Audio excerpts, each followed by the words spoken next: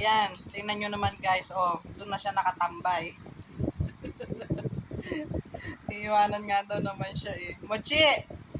Diyan ka na? Hindi ka na bababa dyan? Ha? Diyan ka na sa maleta? Mochi!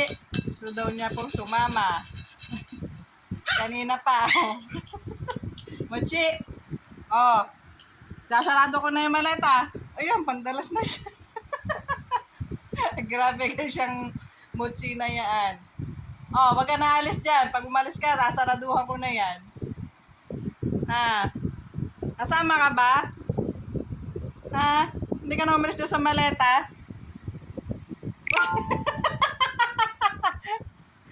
Grabe si Mochi. Ay, kawawa naman. Alam mo siya may iwan. Ang bihirang Mochi ito. Bye guys.